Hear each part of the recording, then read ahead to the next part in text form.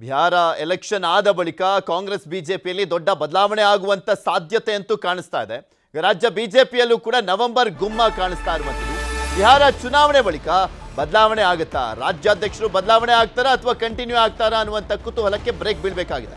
BSY ತಂತ್ರಗಾರಿಕೆ ವಿರುದ್ಧ rebels ರಣತಂತ್ರವನ್ನ ಎಣಿತಾ ಇದ್ದಾರೆ. ವರಿಷ್ಠರನ್ನ ಬಿಎಸ್ವೈ ಭೇಟಿಯಾದ ಬೆನ್ನಲ್ಲೇ ಅಲರ್ಟ್ ಆಗಿರುವಂಥದ್ದು. ಬೆಂಗಳೂರಿನಲ್ಲಿ ರೆಬಲ್ ನಾಯಕರಿಂದ ಸಭೆಯನ್ನ ಮಾಡಲಾಗಿದೆ. ಮುಂದಿನ ಕಾರ್ಯತಂತ್ರಗಳ ಬಗ್ಗೆ ಸಮಾಲೋಚನೆಯನ್ನ ಮಾಡಲಾಗಿದೆ. ಪಟೇಲ್ರೆ, PM ಬಿಎಸ್ವೈ ಭೇಟಿ ಶೇಕ್ ಮಾಡ್ತಾ ರೆಬಲ್ಸ್ ಟೀಮ್ನ?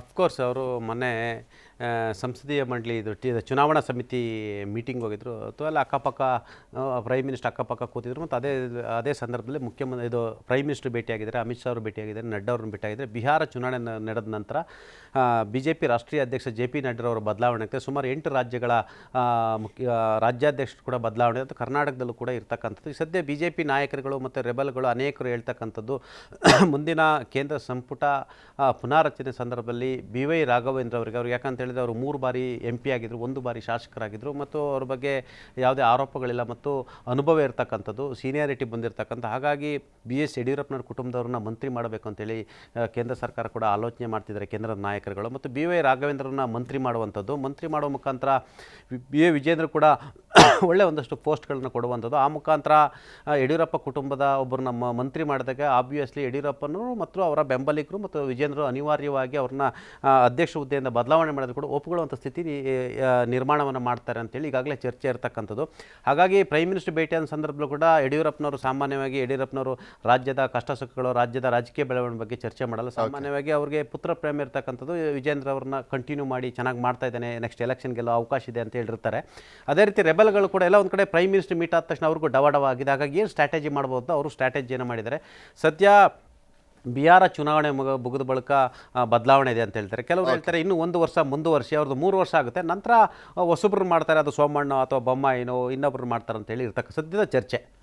ಮಧು, ಇರೋ ಆಪ್ಷನ್ಸ್ ಆದರೂ ಏನು ಆಪ್ಷನ್ಸ್ ಇಲ್ಲ ಅನ್ನೋ ಕಾರಣಕ್ಕೇನೆ, ಅಂದರೆ ಇವ್ರು ಯಾವಾಗ ಹೋಗಿ ಮೀಟ್ ಮಾಡಿದ್ರು ಅನ್ನೋದು ಬಾಕಿ ರೆಬಲ್ಸ್ಗೆಲ್ಲ BSY ಅವರ ಒಂದು ಫೋಟೋ ಮೆಸೇಜ್ ಆಗುತ್ತೆ ಅಂತಂದರೆ, ಇಲ್ಲ ಅಸಹನೆ ಮತ್ತು ಅಸಮಾಧಾನಗಳು ನಮ್ಮ ಹತ್ರ ಸದಾಕಾಲ ಇದ್ದೇ ಇರುತ್ತೆ, ನೀವು ವರಿಷ್ಠರು ಬರೀ ಯಡಿಯೂರಪ್ಪನವ್ರ ಮುಖವನ್ನೇ ನೋಡಬಾರ್ದು ಅನ್ನೋ ಒಂದು ಮೆಸೇಜನ್ನು ಕೊಡಲಿಕ್ಕೆ ಬೇರೆ ಆಪ್ಷನ್ ಇಲ್ಲ ಅನ್ನೋ ಕಾರಣಕ್ಕೇ ಸಭೆಗಳನ್ನೇ ಆಪ್ಷನ್ ಆಗಿ ಯೂಸ್ ಮಾಡ್ಕೊಳ್ತಾ ಇರುವಂಥದ್ದು. ಆ ಮೂಲಕ ಅಸಮಾಧಾನವನ್ನು ಮತ್ತು ಮುಂದುವರಿಸ್ತಾ ಇರೋವಂಥದ್ದು. ನವೆಂಬರ್ ಅನ್ನುವಂಥದ್ದು BJPಯಲ್ಲೂ ಕೂಡ ಹೇಗೆ ದೊಡ್ಡ ಒಂದು, ಅಂದರೆ ಬಿಹಾರ ಚುನಾವಣೆಯ ಫಲಿತಾಂಶದ ಹಿನ್ನೆಲೆಯಲ್ಲಿ ಮತ್ತು ಅದರ ಮುನ್ನೋಟ ಯಾವ ರೀತಿ ಇರುತ್ತೆ ರಾಜ್ಯ ರಾಜಕಾರಣದಲ್ಲಿ ಅನ್ನೋಂಥದ್ದು ಕಾಂಗ್ರೆಸ್ ಅಷ್ಟೇ ತೀಕ್ಷ್ಣವಾಗಿ ಸೂಕ್ಷ್ಮವಾಗಿ ಚರ್ಚೆಗಳು, ಕುತೂಹಲಗಳು ಇಲ್ಲೂ ಕೂಡ ಕಮಲ ಪಾಳ್ಯದಲ್ಲಿ ಇರುವಂಥದ್ದು ಸ್ಪಷ್ಟವಾಗಿ ಕಾಣಿಸ್ತಾ ಇದೆ.